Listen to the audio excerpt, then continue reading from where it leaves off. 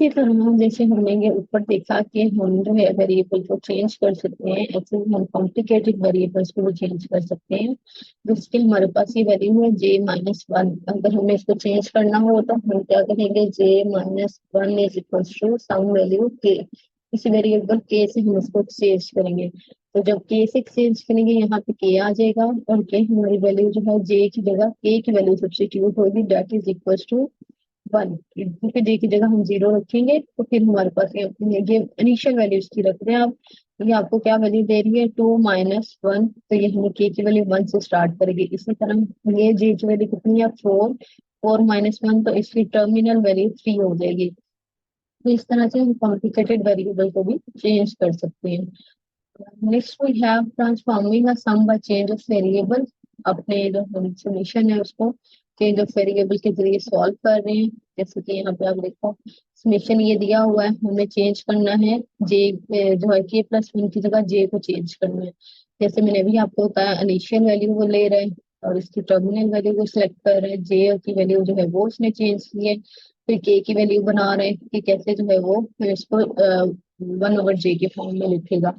Initial value लिखी, terminal value लिखी, और 1/J में उसको कन्वर्ट करके तो ये वैल्यू सब्स्टिट्यूट कर दी, और ये हमारे पास जो है वो रिजल्टेंट फॉर्म ये वाली आ जाएगी फिर। सिमिलरली, ओके देन अगेन जो है वो कह रहा है कि हम वैल्यू जो है कि जे वाली को उसको दोबारा के वाली वैल्यू में कन्वर्ट करेंगे। तो वो कन्वर्जन जो है इक्वेशंस को ऐसे सब्स्टिट्यूट करके उसने दोबारा फाइंड आउट की हुई है। और यहाँ से जो है दोनों वैल्यू जो है वो इक्वली है। मतलब के अगर हम जो है 1 से 0 से स्टार्ट कर लें, 6 पे ले जाएं, और K+1 यहाँ पे लिख लें। नहीं, हम K1 से स्टार्ट करके 7 पे ले जाएं और K+1 की जगह K लिख दें, तो ये दोनों हमारे समीशन सेम आंसर हमें देंगे। तो ये जो है हमारा एक प्रूव है छोटा सा, कि हम एक तरह से सब्स्टिट्यूशन करके इसकी जर्नल फॉर्म भी बना सकते हैं, या यूं कह लें इसकी जो है जनरलाइज्ड फॉर्म भी बनाई जा सकती है। क्योंकि इस एग्जांपल में है, when the upper limit appear in the expression to be sum. Upper limit अगर हमें दी है एक्सप्रेशन में और हमें सम करने को कहा है, तो यहाँ पे वो कह रहे हैं रीराइट द समेशन, इस पे लिखिए। तो द लोअर लिमिट बिकम 0। ऐसा बनाए कि ये लोअर लिमिट 0 बन जाए और अपर लिमिट जो है वो n बन जाए। ठीक है, ये हमने 0 करनी है और ये n करनी है। और first but the index of the summation remains के, जो इसका इंडेक्स है वो k ही रहे, k फ्रॉम 0 to n हो जाए। और दूसरी वो कह रहा है first transform the summation by making the change, ये चेंज आप करोगे। Second transform the summation by obtain part A, changing J's to K's. तो फिर हम बाद में क्या करेंगे, जो जे की वैल्यू आएगी उसको हम केस से इंटरचेंज कर देंगे। अगेन वही चीज है, पहले हम इसमें जो वैल्यू हमने दी हुई है वो पुट करेंगे, ताकि हमारी जो वैल्यू है के की वो चेंज हो जाए। यहाँ 0 पुट करने और यहाँ हमने n लेके आना है। तो के अगर हमारे पास 1 है, तो जब हमने यहाँ 0 पुट करना है तो हमें जे की वैल्यू क्या रखनी पड़ेगी, वो यहाँ से आप निकालें J-1 की वैल्यू आ जाएगी। ठीक है, के की वैल्यू। तो आप यहाँ पे 0 बनाना होगा तो इसको मतलब जे की वैल्यू आपको 1 रखनी पड़ेगी। तो जब आपने जे की वैल्यू 1 रखी तो फिर आपके पास 0 वैल्यू आ जाएगी। इसी तरह से एन वैल्यू पुट करके वो भी आप निकाल सकते हो। और उसके बाद सब्स्टिट्यूशन जो दी हुई है जे इक्वल टू K-1, ये सब्स्टिट्यूशन यहाँ से के की पुट की, जे की फॉर्म में हमने एक्सप्रेशन निकालना। जे की फॉर्म में एक्सप्रेशन निकालने के बाद दोबारा उस के से रिप्लेस कर दिया, ठीक है, सारे वेरिएबल को। तो वही चीज हमारे पास आ गई जो रिक्वायर्ड थी, कि हमने जो एक्सप्रेशन था उसको फ्रॉम 0 to n कर दिया, लेकिन के ही वेरिएबल रहने दिया। जिस तरह से हम जो है अपने वेरिएबल्स को चेंज कर सकते हैं। Factorial and N choose R. N choose R factorial क्या चीज है, फैक्टोरियल आपको पता है कि एन फैक्टोरियल क्या होता है, कि हमने उसको प्रीवियस टर्म्स में ओपन करना होता है, और जहां तक हम उसको ले जाना चाहें वहां उसका फैक्टोरियल क्लोज भी कर सकते हैं। ठीक है, जैसे हमारे पास एन का फैक्टोरियल है, इसको N, n-1, n-2, n-3, n-4 और आगे फिर फैक्टोरियल हम लगा सकते हैं। या अगर आप कंप्लीट ओपन करना चाहें तो कंप्लीट ओपनिंग क्या है, एन, उससे प्रीवियस टर्म, उससे प्रीवियस टर्म, उससे प्रीवियस तक तक कि हम जो है 1 पर पहुंच जाए, और ये सारी टर्म्स आपस में मल्टीप्लाई हुआ करेगी। एक हमारे पास फैक्ट ये है कि 0 का फैक्टोरियल जो है वो 1 के इक्वल होता है। अब यहाँ पे आपको कुछ एग्जांपल्स हैं वो क्लियर कर रही हैं। जैसे 9 का फैक्टोरियल ओपन करना है तो कैसे ओपन करोगे, 9 मल्टीप्लाई 8 7 6 5 4 3 2 1। ये सारी वैल्यूज जो हैं ये सारी आपस में मल्टीप्लाई हो रही है, और मल्टीप्लाई के साथ ये फैक्टोरियल हमेशा ओपन होता है। फैक्टोरियल जो है वो मल्टीप्लाई को शो कर होता है। इसी तरह से यहाँ उसने कंप्यूट करने को कहा फैक्टोरियल को। वेरी इजी एग्जांपल, अभी जैसे मैंने आपको कहा फैक्टोरियल को कहीं भी प्रीवियस टर्म में क्लोज कर सकते हैं। जैसे ये 8 फैक्टोरियल था, ये 7 फैक्टोरियल था, तो हमने 8 की एक ही टर्म ओपन की, बाकी 2 फैक्टोरियल का साइन, फैक्टोरियल का साइन जो है वो लगा दिया। तो आप देख सकते हैं 8 के बाद अगर हम 7 का फैक्टोरियल ओपन करेंगे 1 तक, तो ये 8 का फैक्टोरियल ही हमें मिलेगा। हम ये काम हमने क्यों किया, क्योंकि हम डिनोमिनेटर में हमारे पास 7 फैक्टोरियल था जिसको हमने कैंसिल आउट करना था, और आंसर हमारे पास जो है वो 8 आ गया। उसी तरह से बाकी हमारे जो ये एक्सप्रेशन है इनको भी इसी तरह से सिंप्लीफाई करेंगे, सॉल्व करेंगे। और फिर आ जाते हैं जी एन चूज आर, जिसको आप कॉम्बिनेशन भी पढ़ते रहे हो फर्स्ट या सेकेंड ईयर के मैथ्स में, आपने भी ये टर्म पढ़ी हुई है एनसीआर। ठीक है, ये एनसीआर जो है यहाँ पे उसको एन चूज आर का नाम दे रहा है। और कंप्यूट इसको किस तरह से किया जाता है, with the help of factorial, और ये फॉर्मूला है इसका कॉम्बिनेशन का या एन चूज आर का। और सी इसमें अगर लिखा जा सके, अगर इस तरह से हम नहीं लिखना चाह रहे तो एन सी आर भी लिख सकते हैं। और डायरेक्ट हम इसको कैलकुलेटर से भी कैलकुलेट कर सकते हैं, यू नो वेरी वेल। जैसे अब यहाँ पे उसने कहा है इनको कंप्यूट करो, लेकिन यहाँ पे बाय फार्मूला कंप्यूट इसको किया जा रहा है, तो आप इसको डायरेक्ट कैलकुलेटर से भी कर सकते हो कंप्यूट। सीक्वेंसेस इन कंप्यूटर प्रोग्रामिंग, डमी वेरिएबल को अगर आपने लूप में इंट्रोड्यूस करवाना है तो किस तरह से आप इंट्रोड्यूस करवाओगे, और उसको जो है सीरीज किस फॉर्म में इसकी इंटर करोगे, मतलब के की वैल्यू कहाँ से कहाँ तक जा रही है और एस की वैल्यू कहाँ से कहाँ तक, ये वो उसकी एक एप्लीकेशन यहाँ पे दी हुई है, तो इसको आप देख लीजिएगा जिस तरह से इसके रिजल्ट ये शो कर रहा है। इस एग्जाम्पल में बताया है converting from decimal to binary notation. हमने डेसिमल से बाइनरी नोटेशन में यानी 1 0 1 वाले फॉर्म में जो है उसमें कन्वर्ट करना है, और 2 से डिवाइड करने के बाद, तो आप 2 से डिवाइड करने के बाद आपको पता है कि बाइनरी सिस्टम में जब हम कन्वर्ट करते हैं तो हम रिमाइंडर को लिखते हैं।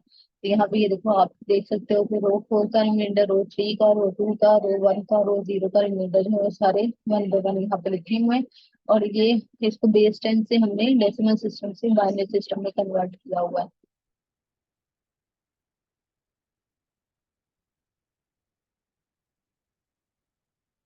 एग्जाम्पल में एग्जाम्पल कह रहे हैं, सॉरी, एक्सरसाइज में सेम ही क्वेश्चन है हमारे पास कि यहाँ पे वेरिएबल चेंज करने को कहीं पे कहा गया है, इन इन सीक्वेंसेस की तो वैल्यू आपने फाइंड आउट कर ली है ना। तो उसके बाद ये इन क्वेश्चंस को जो कहा है सीक्वेंसेस को फॉर्मूला की फॉर्म में लिखने को कहा हुआ है।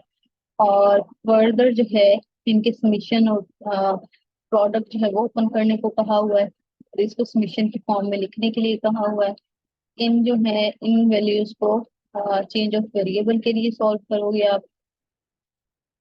और ये आगे फैक्टोरियल्स के क्वेश्चन है, फैक्टोरियल के बाद कॉम्बिनेशन के हैं and relevant to combination more question.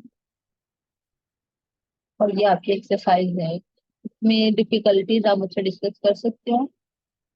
Next we have 5.2, that is mathematical induction proving formulas. Mathematical induction basically है क्या, मैथमेटिकल इंडक्शन को समझने के लिए आपको प्रिंसिपल की तरफ सीधा लेके आते हैं। प्रिंसिपल ऑफ मैथमेटिकल इंडक्शन क्या है कि अगर जो है हमारे पास पी एन प्रॉपर्टी है जो किसी एन इंटीजर पे है, ठीक है, और ए कोई फिक्स्ड इंटीजर है, हम सपोज करते हैं कि ये वाली दोनों प्रॉपर्टीज जो है वो ट्रू है। एक तो जो हमने ए जिसके लिए फिक्स वैल्यू के लिए हमें चेक करना है, यहाँ अगर हम एन की जगह ए पुट करें तो हमें यहाँ पे वैल्यू उस इंटीजर की मिले, ठीक है, इंटीजर की वैल्यू हमें मिल रही हो। फिर हम क्या करेंगे, फिर हम उस इंटीजर को ए की जगह कोई के वैल्यू पुट किया करेंगे जो ए से क्या होगा, ग्रेटर देन इक्वल हुआ करेगा। के वैल्यू मीन के ही पुट करके देखेंगे। और अगर हमारा रिलेशन या हमारा जो डिफाइंड फंक्शन है या जो भी प्रॉपर्टी है वो हमारे के लिए ट्रू हो जाती है, तो फिर हम जो है उसको k+1 के लिए भी ट्रू कहते होते हैं। हम कहेंगे अगर ये ए के लिए ट्रू है, ये के के लिए ट्रू है, तो ये वैल्यू के प्लस वन के लिए भी ट्रू है। तो इस सारे प्रोसेस को हम मैथमेटिकल इंडक्शन का नाम देते हैं। जैसे कि आप देखो, स्टेप बाय स्टेप यहाँ पे प्रूफ दिया हुआ है कि सबसे पहले हम जो गिवन वैल्यू स्पेसिफिक वैल्यू होगी उसके लिए वैल्यू फंक्शन को ट्रू साबित करेंगे, फिर हम के लिए ट्रू साबित किया करेंगे, और फिर हम कहाँ करेंगे कि हमारी वैल्यू जो है के प्लस वन के लिए भी ट्रू है, तो उसको हम के प्लस वन के लिए जो है वो ट्रू शो करवा देंगे, उसको प्रूफ वो हमारा ऑटोमेटिकली हो जाया करेगा। जैसे यहाँ पे देखिए, सम of use mathematical induction to prove that sum of first n integer is equals to n into n plus 1 divided by 2। इसका हमने प्रूफ जो है वो देखना है कि किस तरह से ये इसको प्रूव कर रहा है मैथमेटिकल इंडक्शन के जरिए। मैं डायरेक्ट इस थ्योरम पे इसलिए लाई हूँ क्योंकि ऊपर हमारे पास काफी ज्यादा डिटेल उसने डिस्कस की है, तो हम डायरेक्ट जो है हमें स्टेप्स उसको फॉलो करने हैं। हमें इसका जो है डायरेक्ट मेथड देखना है, तो हम इसलिए यहाँ पे थ्योरम पे स्किप किया। Show that P one is equal to two. तो हमारे पास जो वैल्यू है एन किसके लिए, उसने दिए N is greater than equal to one. तो पहली वैल्यू हमारी ए जो है वो क्या है, वन वैल्यू है, तो वन हम जो है इस साइड पे राइट हैंड साइड पे पुट करके देखेंगे, और यहाँ पे सिर्फ हमने वन लिया है, तो हम इसको अगर सॉल्व करेंगे आपको पता है two divided by two is equal to one हो जाएगा। तो ये हमारे जो है वैल्यू दोनों लेफ्ट हैंड साइड के राइट हैंड साइड की इक्वल आ जाएगी वन के लिए। अब यही काम हम के लिए करेंगे। के लिए कैसे करेंगे, ये सारे वैल्यू लिख लेंगे और लिखेंगे कि ये वैल्यू हमारी के जो है वो कौन सा नंबर है, इस वन से बड़ा नंबर है, जो हमने फर्स्ट नंबर लिखा है उससे बड़ा नंबर लेंगे के, और कहेंगे कि ये वैल्यू हमारी जो है ये सपोज करेंगे कि ये वैल्यू हमारी जो है वो ट्रू है। अब हमने जो साबित करना है या प्रूव करना है वो के प्लस वन के लिए करना है, आपने फर्स्ट वैल्यू के लिए प्रूव करना है, दैट इज ए के लिए, ठीक है। फिर के लिए आपने सपोज कर लिया करना, और के प्लस वन के लिए प्रूव कर दिया करना है। अब के प्लस वन के लिए क्या करना है, जहां आपको के नजर आ रहा है तो हम वहां पे आप के प्लस वन सब्स्टिट्यूट कर दोगे। सब्स्टिट्यूट करने के बाद इसको सॉल्व करोगे, सिंप्लीफाई करोगे, तो आपको क्या नजर आ रहा है कि यहाँ पे देखो one two three four up to सोन, यहाँ अगर के था तो यहाँ क्या आ गया, के प्लस वन आ गया, यहाँ के था तो के प्लस वन आ गया, यहाँ के प्लस वन था तो के प्लस टू आ रहा है। तो यही चीज ये के प्लस टू जो शो कर रहा है कि इसकी नेक्स्ट वैल्यू है ये, तो वो हमें ये क्लियर कर रही है कि हमें नेक्स्ट वैल्यू ही आंसर मिल रही है, ठीक है। अब इस चीज को हमने जो है वो प्रूव करना है, लेफ्ट हैंड साइड लेंगे और राइट हैंड साइड को प्रूव करेंगे। इसमें से लेफ्ट हैंड साइड हमने ले ली है, ठीक है। और इसमें जो है ये देखिए, अगर ये के प्लस वन आखिरी टर्म है तो इससे पिछली टर्म यहाँ पे के भी मौजूद होगी, तो वो हमने के लिख दी यहाँ पे। अब आपको पता है ये वन से के तक का जो हमारे पास सम है, जो हमने लिया है हाइपोथेसिस या के की वैल्यू, ये जो हमने सपोज किया था के के लिए, यहाँ से हमें पता लग रहा है कि एक से के तक जो वैल्यू हो गया है के इंटू के plus one divided by to. तो इस सारे की जगह हम जो है इस सारी वैल्यू की जगह इसका फॉर्मूला लिख लेंगे, ये वाला जो कि हमने इस इक्वेशन से उठाया, ठीक है। उसके बाद अब यहाँ पे ये हमारे पास है, और इसमें हम क्या करेंगे, फर्दर एलसीएम लेके और इसको सिंप्लीफाई करेंगे, इसके फैक्टर्स बनाएंगे। फैक्टर्स बनाएंगे तो ऑटोमेटिकली हमारे पास आंसर आ जाएगा राइट हैंड साइड का, और ये प्रूव हो जाएगा कि वैल्यू हमने के लिए सपोज की थी और के प्लस वन के लिए वो ट्रू साबित हो गई। इसी तरह से आप जो है इस फॉर्मूला को अप्लाई कर सकते हो सम फर्स्ट इंटीजर्स के लिए, 2 to 500, 5 to 50, और इन इंटीजर्स के लिए जो है ये फॉर्मूला डायरेक्ट अप्लाई कर सकते हो। सिर्फ आपने यहाँ पे क्या करना है, टू कॉमन निकाल लिया और इसको जो है इस फॉर्म में लिखना है, 1 2 3 4 5 अप टू एन वाली फॉर्म में, ठीक है। अब इसी तरह यहाँ से जो है नेक्स्ट वैल्यू जो आप लोगे, इसको आप किस तरह से करोगे, क्योंकि वैल्यू इनिशियल वैल्यू कहाँ से स्टार्ट हो रही है, 5 से स्टार्ट हो रही है, तो फर्स्ट फोर नंबर आपको यहाँ माइनस करने पड़ेंगे और वो यहाँ पे अलग लिखे जाएंगे, ठीक है। और ये सारा जो है ये फिर वही हमारा फॉर्मूला आ जाएगा n into N plus one divided by two, और ये जो हमने माइनस टर्म की थी वो एज इट इज यहाँ पे आ जाएगी। अब ये माइनस टर्म हमने क्यों की, क्योंकि ये टर्म्स हमने प्लस भी की है, प्लस माइनस दोनों की है। प्लस और माइनस करने का मकसद क्या था, अगर हम ये प्लस नहीं करेंगे तो हमें ये 1 2 3 4 स्टार्ट की वैल्यू नहीं मिलेगी, और ये हमारा फॉर्मूला है 1 2 3, 1 + 2 + 3 और कुछ एन वाला जो है वो कंप्लीट नहीं होगा। कंप्लीट करने के लिए हमसे किया, सिमिलरली इसमें भी यही चीज हमने की है, जो चीज हमारी रिक्वायर्ड थी मिसिंग थी वो हमने ऐड कर दी है, और उसकी वजह से इसको सॉल्व कर लिया, फॉर्मूला अप्लाई करते हुए। अगर हमारे पास जो है ज्योमेट्रिक सीक्वेंस है, तो ज्योमेट्रिक सीक्वेंस का हमें जो है फाइंड आउट करना है, प्रूव करना है तो हम किस तरह से, मतलब ज्योमेट्रिक सीक्वेंस है तो उसको हम किस तरह से सम करेंगे। तो ये फॉर्मूला दिया हुआ है ज्योमेट्रिक सीक्वेंस जो है उनको सम करने के लिए। अब ये हमारे पास सीरीज थी, ऊपर जो हम बात कर रहे थे ना वो सीरीज की बात कर रही थी, क्योंकि वो सम की फॉर्म में था।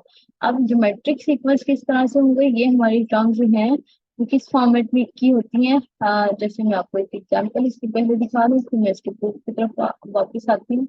समीशन की फॉर्म में ये देखो, ये इस तरह की जो हमारे पास जिसमें आर आता है, मतलब हमारी जो वैल्यूज होती हैं वो सेम रेशो से मूव कर रही होती है, तो उसको हम ज्योमेट्रिक सीक्वेंस का नाम देते हैं।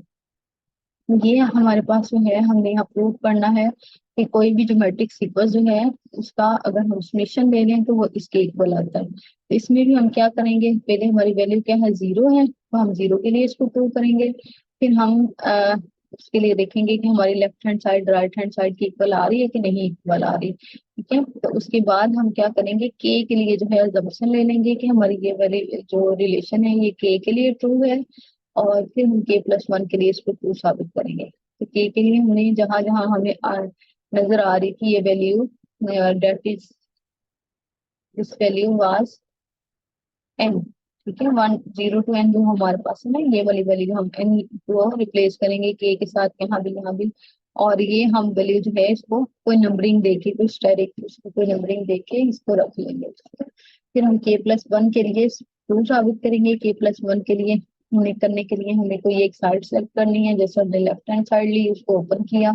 ओपन करने के बाद उसको इस तरह का बना देंगे ताकि ये वाला समीशन पुट हो सके। समीशन पुट करके उसकी वैल्यू पुट करने के बाद एलसीएम लेंगे, सिंप्लीफाई करेंगे, और हमें ऑटोमेटिकली ये राइट हैंड साइड जो है वो मिल जाएगी, जिससे ये साबित हो जाएगा कि हम जो है के लिए ट्रू लेकर के प्लस वन के लिए या इसको ट्रू कर सकते हैं, जो कि मैथमेटिकल इंडक्शन का मेथड है।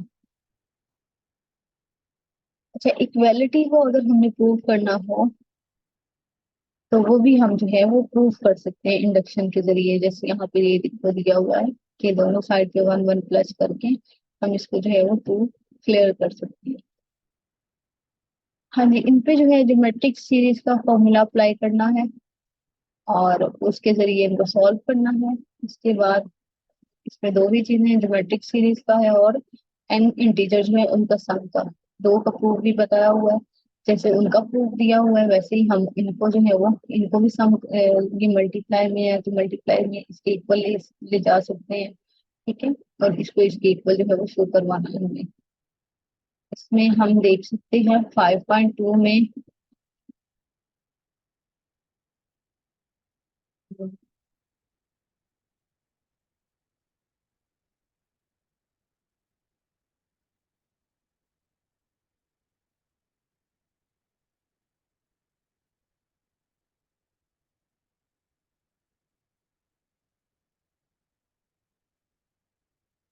हाँ जी 5.2 में ये देखिए, ये स्टेटमेंट ए जो है इसको ट्रू साबित करना है। लेफ्ट हैंड साइड लेंगे और उसको जो है वो लेके चलेंगे, सिंप्लीफाई करेंगे, राइट हैंड साइड हमारे पास आनी चाहिए। ठीक है, इस तरह से ये सारा फर्स्ट जो है क्वेश्चन इसको सॉल्व हम करेंगे। सारे पार्ट इसी तरह से इसके सॉल्व किए जाएंगे, फर्स्ट पार्ट और सेकेंड पार्ट। यहाँ पे आप जो है मैथमेटिकल इंडक्शन से इनको प्रूव करोगे, और इसका प्रूफ यहाँ पे दिया हुआ है। ये भी जो है स्टेटमेंट को प्रूव करना है bye mathematical induction. Mathematical induction में वो बड़ा सिंपल सा मेथड है, उसमें हर क्वेश्चन में सेम लॉजिक ही यूज होती है कि आप पहले इनिशियल वैल्यू जो भी है, जैसे यहाँ पे इनिशियल वैल्यू जीरो है, यहाँ पे इनिशियल वैल्यू वन है। ठीक है, उसके लिए प्रूव करना होता है यहाँ इनिशियल वैल्यू टू है, फिर के लिए वो वैल्यू सिलेक्ट कर लेनी है, फिर के प्लस वन के लिए उसको प्रूव कर देते हैं। तो इसमें कोई हार्ड एंड फास्ट रूल नहीं यूज होता। इन वैल्यूज का आपने इनमें क्या है सम फाइंड आउट करना है। ज्योमेट्रिक सीक्वेंस का आप देख सकते हैं इनका रेशियो डिफरेंस जो है वो सेम है। फोर फोर के डिफरेंस से ये वैल्यू इंक्रीज हो रही है, ये फाइव फाइव के डिफरेंस से इंक्रीज हो रही है, तो इसलिए इसको जो है ज्योमेट्रिक सीक्वेंस का नाम दिया जाता है।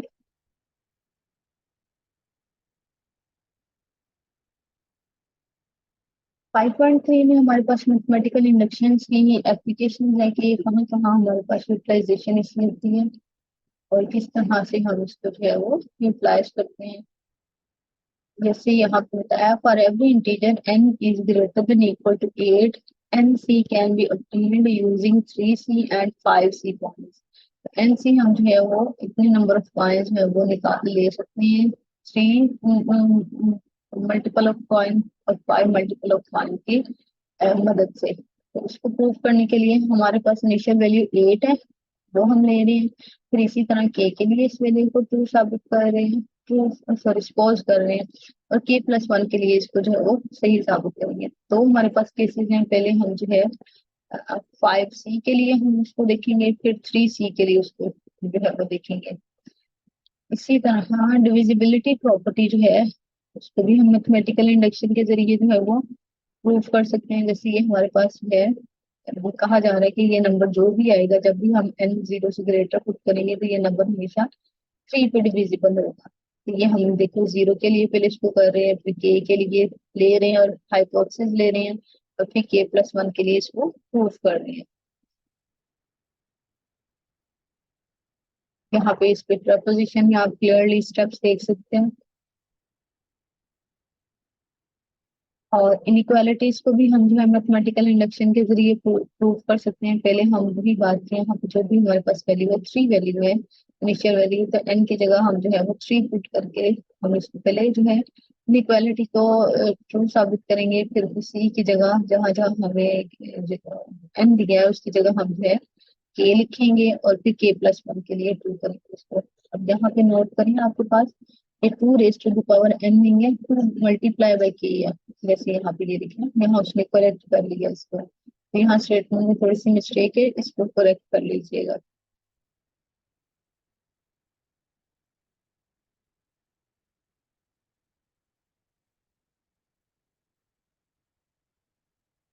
सीक्वेंस की प्रॉपर्टी, उनको भी हम जो है वो फाइंड आउट कर सकते हैं। इन ये सीक्वेंसेस वैल्यू को सेम सीक्वेंस में लिख सकते हैं। जैसे ये 2 है, नेक्स्ट नंबर 10 आ रहा है, that is 5 time multiples of 2, और फिर इस 10 के साथ 5 टाइम मल्टीपल्स ऑफ 10, 50 के साथ 5 टाइम मल्टीपल्स ऑफ 50, तो ये नंबर हमारा बन गया। इसको हमने जो है वो प्रूव करना, पहले 4 टर्म उसने कही थी निकालने को, फिर उसके बाद कहा था कि बताएं कि इसकी जो nth टर्म आती है वो ये वाली टर्म आती है n के लिए। तो उसके लिए हमारा प्रूफ जो है वो अगेन मैथमेटिकल इंडक्शन वाला प्रूफ आएगा। मैथमेटिकल इंडक्शन से इसको साबित करेंगे, पहले 1 के लिए वैल्यू लेंगे, फिर k के लिए हाइपोथेसिस लेंगे, ये वाला ठीक है, k वैल्यू पुट कर देंगे, फिर k+1 के लिए उसको प्रूफ साबित कर देंगे सिंप्लीफाई करते हुए।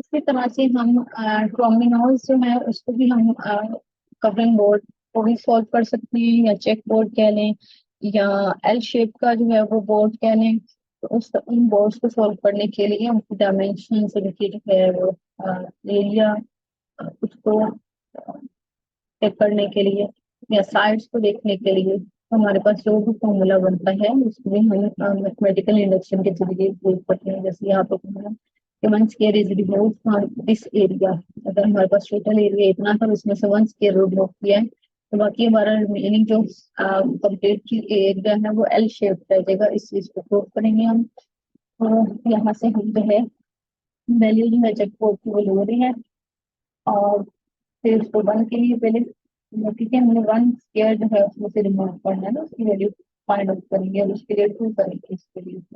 फिर के लिए इसकी सपोजिशन ले लेंगे, कहेंगे when square is removed from this to multiply to the support that the remaining square can be completely covered by the L-shaped term। तो यहाँ पे हमने सपोजिशन ले ली होगी, ठीक है। अगर हमारे पास ये सपोजिशन हो के लिए, तो हम k+1 के लिए इसको ट्रू मानते हुए उसको जो है वो साबित करेंगे। k+1 के लिए यहाँ पे ले लिया है, और फिर इसको जो है एल शेप का वो प्रूव कर रहा है, यहाँ पे उसको दे रहा है कि इनका हमारा k+1 का जो बन रहा है तो एल शेप एरिया बन रहा है। यहाँ से आप देख सकते हैं कि ये एक स्क्वायर रिमूव हो रहा है, तो बाकी हमारा एरिया जो है ये बन रहा है एल शेप।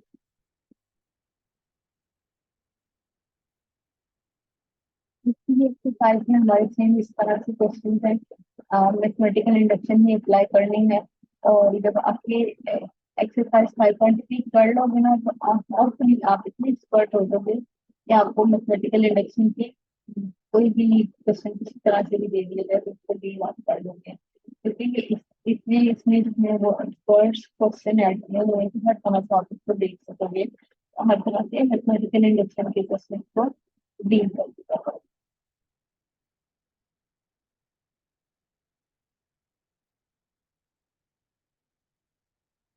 नेक्स्ट हमारे पास है 5.4 last article of this chapter, strong mathematical induction.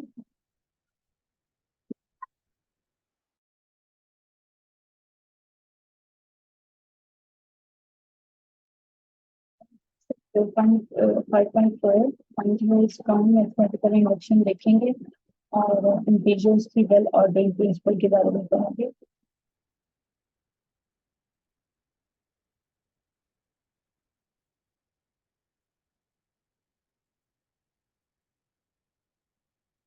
Strong mathematical induction क्या है जी, हमारे पास जो है अगर पी एन जो है वो प्रॉपर्टी हम लोग प्रूव करने हैं किसी इंटीजर एन के लिए, let a and b b fixed integer and a is less than equal to b, suppose that the following statements are true. Basic steps जैसे हमारा पहला था वो हम पी ऑफ ए लेते थे, ठीक है। अब हम क्या लेंगे, यहाँ पे हमारे पास दो नंबर हुआ करेंगे, लेस देन वाला भी और ग्रेटर देन वाला भी। पहले तो हम जो है सिर्फ इनिशियल ही उन्होंने उसकी वैल्यू लिया करते थे और इनिशियल वैल्यू को ही सिर्फ बेसिक स्टेप में प्रयोग करते थे। यही हमारे पास इनिशियल स्टेप भी है, इनिशियल वैल्यू भी और फाइनल वैल्यू भी है। तो सारी वैल्यूज के लिए पहले हमें जो है उसको प्रूव करना होगा बेसिक स्टेप में। फिर हम अगला स्टेप वही करेंगे जैसे हम पहले करते थे कि के के लिए हम जो है, और के हम क्या लेंगे, इस ग्रेटर वाली वैल्यू से भी ग्रेटर नंबर लेंगे और उसके लिए कहेंगे कि ये हमारी सारी अजम्पशन जो है वो हाइपोथेसिस है और हम इसको हाइपोथेसिस में ट्रू कर लिया करेंगे और के प्लस वन के लिए उसको ट्रू साबित किया करेंगे। तो ये हमारे पास जो है बेसिक फर्क है स्ट्रॉन्ग मैथमेटिकल इंडक्शन में और मैथमेटिकल इंडक्शन में। पहले स्टेप था जिसमें हमारे पास फाइनल कंडीशन या टर्मिनल कंडीशन भी दी हुई है और हमें इनके दरमियान जो वैल्यूज हैं उनके लिए पहले इसको प्रूव करना होगा बेसिक स्टेप में। जैसे कि देखिए एग्जाम्पल हमारे पास है divisibility bye a prime number.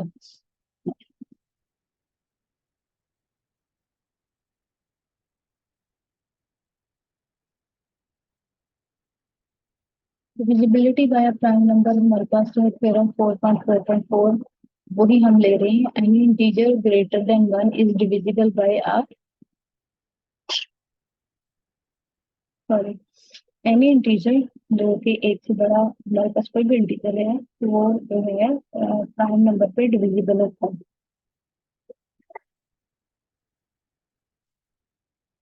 Late the property p n be be the sentence. हम जो है पहली प्रॉपर्टी क्या ले रहे हैं, एन के लिए हम इसको जो है वो डिविजिबल करेंगे बाय अ प्राइम नंबर, किसी प्राइम नंबर जो है उससे लेंगे।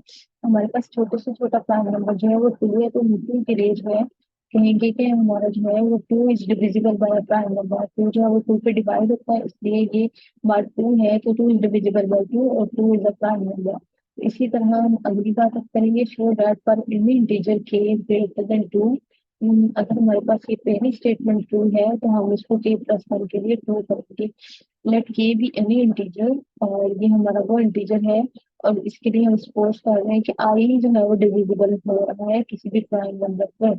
अब यहाँ पे हम टू लिया था, यहाँ हमने आई ले लिया उसकी जगह इंडक्शन में हाइपोथेसिस में, और इसको अब जो है प्रूव करेंगे। अब इसको प्रूव करने के लिए हमारे पास दो मेथड है या दो केसेस करें कि हम के प्लस वन के लिए दो तरह से लेंगे। जो हमारा के प्लस वन होगा यानी कि जो डिवाइड डिविजिबल हो रहा होगा, यानी कि जो डिवाइड हो रहा होगा प्राइम नंबर पर, उसको हम या तो वो खुद दिखाते खुद भी प्राइम होगा या दिखाते खुद प्राइम नहीं होगा। अब यहाँ पे आपके पास है कि दो केसेस आ रहे हैं। पहले केस में हमने अगर ये प्राइम है, प्राइम नंबर प्राइम नंबर पे डिविजिबल होता है इटसेल्फ, ये बात तो हमारा केस टू हो गया। अगर ये खुद प्राइम नंबर नहीं है तो के प्लस वन हमारे पास किस केस बनाएगा, ए बी यानी कि इंटीजर भी दो हमें मिलेंगे ए और B.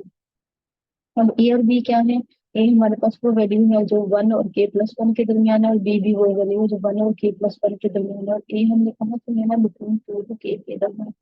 So by induction hypothesis, ये जो हाइपोथेसिस ऊपर हमने अभी दी है के वाली, इसमें हमने कहा था कि a is divisible by a prime number p, जैसे आई यहाँ पे हमने कहा था i is divisible by prime number p. इसलिए हम इन एडिशन में ये कह सकते हैं कि अगर जो है हमारे पास के प्लस वन है वो ए प्लस बी के इक्वल है, तो के प्लस वन जो है वो डिविजिबल होगा ए पे। A what is a is यानी इंटीजर, ठीक है। Since k plus one is divisible by and a is divisible by p, a बताते खुद क्या है, जो हमने ये दो नंबर लिए हैं ये बिटवीन वन टू के प्लस वन है, ये यहाँ पे हमारे पास जो नंबर है एक से के प्लस वन के दरमियान वो प्राइम नंबर लाई कर रहे हैं। तो अगर ए हमारे पास डिविजिबल बाय बी है तो ट्रांसिटिविटी के हिसाब से हम कह सकते हैं कि के प्लस वन जो है ये भी हमारे पास डिविजिबल बाय प्राइम नंबर। अगर ये जो है प्राइम नंबर को डिवाइड हो रहा है तो इससे ग्रेटर वैल्यू ये जो है अकॉर्डिंग टू ट्रांसिटिविटी और डिस्ट्रीब्यूटिविटी प्रॉपर्टी, तो ये भी हमारे पास जो है वो डिविजिबल बाय होगा प्राइम नंबर के।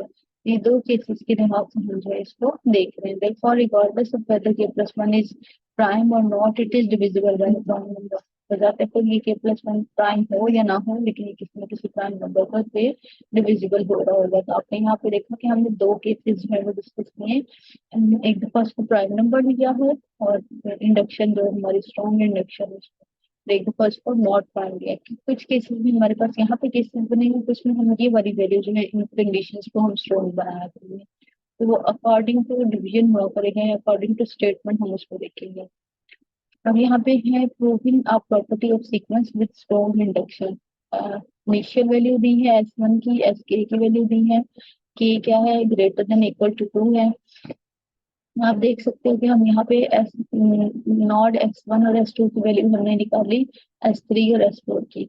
तो यहाँ से हम जो है पहले तो उसने कहा फर्स्ट फोर टर्म इस सीक्वेंस की निकालनी, फिर इस वैल्यू के लिए जो है उसको ट्रू करें with the help of strong induction. Strong induction की मदद से लेंगे हम इसको। तो हम पहले यहाँ पे देखो दो वैल्यू के लिए उसको शो कर लें, पी जीरो के लिए और पी वन के लिए, ठीक है। तो यहाँ हमारी दोनों वैल्यू है वो कंडीशन को सेटिस्फाई कर रही है, और वैल्यू हमारी जो है विद इन सीक्वेंस आ रही है, और वैल्यू जो भी हमें ये एस नॉट और एस वन की है वो जीरो और फोर मिल रही है, that is greater than equal to ये हमारे के नंबर से जो है वो फोर ग्रेटर है।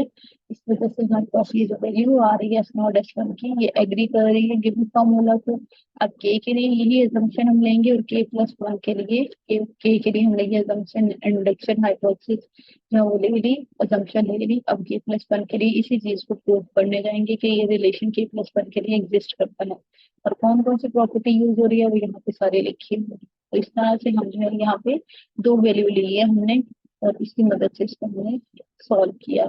इसी तरह ये सीक्वेंस लिया है, इस सीक्वेंस में भी हम जो है इनिशियली टू वैल्यूज के लिए for p is equal to one, क्योंकि वन इंटीजर्स हैं, इवन लेने for every integer even integer n is even integer for every integer n is greater equal to n, हमने जो है वो एक से बड़ा लेना है, एक या एक से बड़ा। तो हमने दो वैल्यूज जो है इनिशियली बेसिक जो है वो दो वैल्यूज यहाँ पे लिए हैं जिनके लिए हमने ये वैल्यूज चेक की हैं। पहले हम एक वैल्यू चेक करते थे, लेकिन स्ट्रॉन्ग हाइपोथेसिस में हम दो दफा जो है उसको चेक करेंगे स्ट्रॉन्ग मैथमेटिकल इंडक्शन में। इसी तरह यहाँ पे अभी हमारे पास जो है इंडक्टिव हाइपोथेसिस आ गया, के लिए हमने उसको कोई आई वैल्यू ले लेनी है, फिर के प्लस वन के लिए उसको प्रूव करना है, ठीक है। और प्रूव करते हुए वही चीजें लेनी है जो हमने यहाँ पे अज्यूम की है। एक बात याद रखिए कि जब भी आप के प्लस वन की प्रॉपर्टी को प्रूव कर रहे होगे आपने ये इंडक्टिव हाइपोथेसिस लाजमी इसमें यूज करना है। ये इंडक्टिव हाइपोथेसिस लिया ही इसलिए जाता है ताकि इसको आगे फर्दर यूटिलाइज किया जा सके।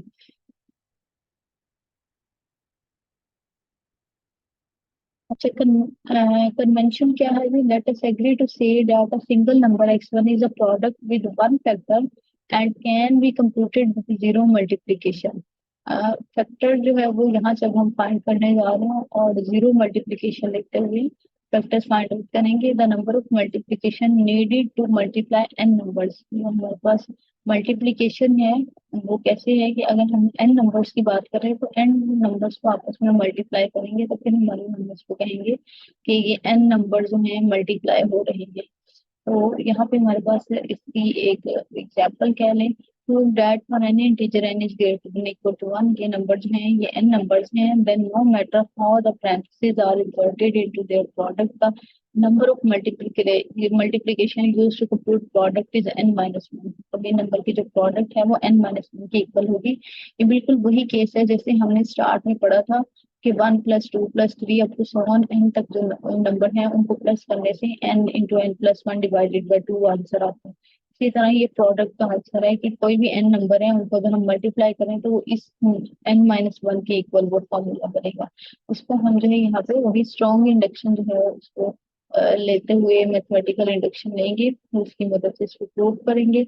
आप देख सकते हो कि जो है वो x1 x2 x3 x4 पे ले ली हुई है।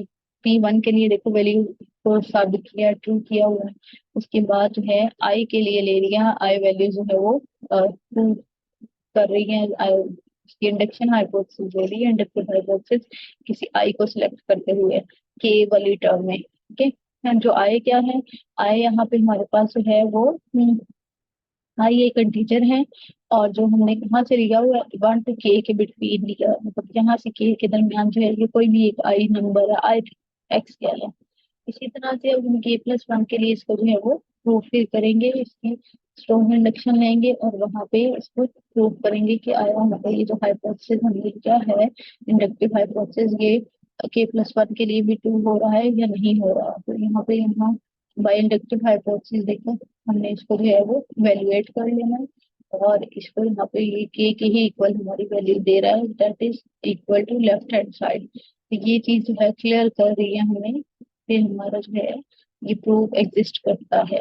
Existence and uniqueness of binary integer representation, अगर हमारे पास n जो है पॉजिटिव इंटीजर हैं और हर एक की यूनिक रिप्रेजेंटेशन हो इस फॉर्म की, और r जो है नॉन नेगेटिव इंटीजर हो, सी आर और सी जे की ये वैल्यू अगर हम लें तो हमारे पास g की वैल्यू जो है वो 1 to 0 से r-1 के दरमियान होनी चाहिए, तब ये रिलेशन हमारा एग्जिस्ट करता है। अब c की वैल्यू सी आर की और सी जे की वैल्यू जो है वो हमें दी हुई है, मतलब हमने जो वैल्यू रखनी है वो 1 रखनी है। अगर आर की वैल्यू 1 रखी है तो जे की वैल्यू जो है वो 1 या 0 रखनी है। ठीक है, तो इस तरह से इसको हमें प्रूव करना है। अब जे की वैल्यू यहाँ पे देखो 1 और 0 रख के हम इसको प्रूव करेंगे। आर की वैल्यू हमने यहाँ 0 ले ली है, तो सी नॉट हमारे पास किसके इक्वल आ गया 1 के इक्वल, मतलब इस आर को हम ले रहे हैं 0 के इक्वल। फिर क्यों, क्योंकि हमारे पास जो है ये डिपेंड कर रहा है जी किस पे, आर पे डिपेंड कर रहा है, इसलिए हमें आर की वैल्यू सिलेक्ट करनी है खुद से। और इसी तरह n इक्वल टू 1 के लिए भी हम ये रिक्वायर्ड फॉर्म जो है वो लिख सकते हैं। ये जो है आयत वैल्यू ली है, आयत वैल्यू अगेन क्या है, आयत value is the number between 1 to k, इसके 1 से k के दरमियान कोई आय हमारे पास नंबर है। ऑब्वियसली आय कोई इंटीजर है, कोई नंबर है, तो वो भी हम इसको भी इस तरह से इस रिप्रेजेंटेशन पे लिख सकेंगे, इस रिप्रेजेंटेशन पे लिखेंगे। और इसको जो है हम वहां पे भी इसी तरह से ये जो हमारे पास ये वाली लाइन है ना ये लिखी जा रही again and again, this is a part of this representation. इसलिए जहाँ पे भी रिप्रेजेंटेशन लिखी जा रही है तो वहां पे ये लाइन जो है ये लास्ट में लिखी जा रही है, जो कि इसको क्लियर कर रही है इस रिप्रेजेंटेशन को। अच्छा, अब हमारे पास जो है केसेस बनेंगे आगे हमारे पास k+1 के। आपने देखा हम नंबर्स की बात कर रहे हैं, नंबर्स की बात कर रहे हैं रिप्रेजेंटेशन की, तो ये हमारे पास n नंबर या तो इवन होगा या ऑड हुआ करेगा। तो इस तरह से हम यहाँ पे दो केसेस बनाएंगे, जो k+1 है जब हमारे पास इवन होगा, इवन की रिप्रेजेंटेशन डिविजिबल बाय 2 होती है k+1, और अगर हमारे पास वो ऑड नंबर है तो उसकी जो है वो k/2 उसको इस फॉर्म में लिखा जाता है।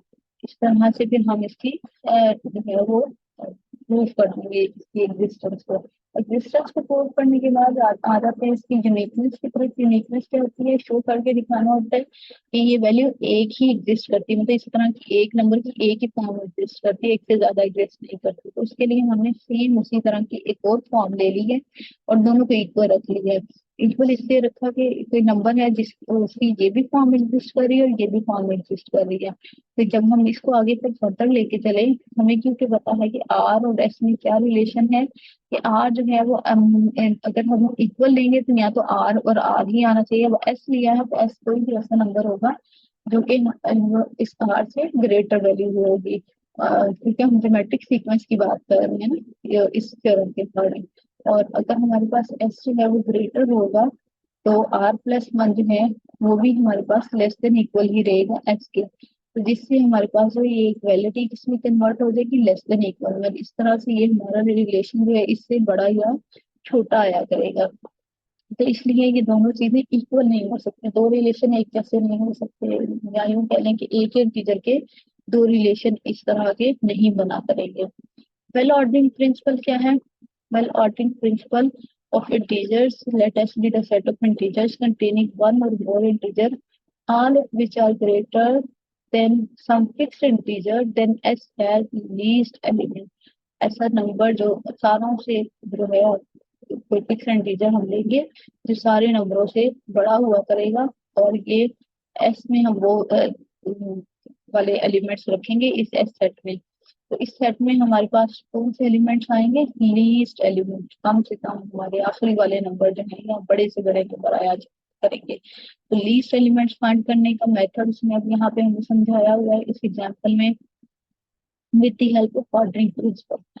और सारे के सारे जो हमारे पास है पॉजिटिव रियल नंबर, उसमें हम कह रहे हैं कि लीस्ट एलिमेंट इसका फाइंड करें। There is no least positive real number because x is any positive real number, then x/2 is a positive real number that is less than x, so no violation of well ordering principle occurs because well ordering principle refers only the set of integers and this set is not a set of integer। क्योंकि हम बात कर रहे हैं अब real numbers की, अगर real number में हम x की बात करते हैं कि हमारे पास x है, ये नंबर है, तो x/2 इससे भी छोटा नंबर है, और ये x/2 क्या है, ये इंटीजर नहीं है। अगर ये इंटीजर नहीं है तो फिर हमारी ये जो स्टार्ट के assumption है उसको फुलफिल ही नहीं कर रहा, तो जिसकी वजह से हम कह सकते हैं कि हमें कोई लीस्ट जो है पॉजिटिव रियल नंबर नहीं मिल रहा एज अ इंटीजर। इसी तरह हम जो है नेक्स्ट देखते हैं set of are non negative integers and such that n square is less than N.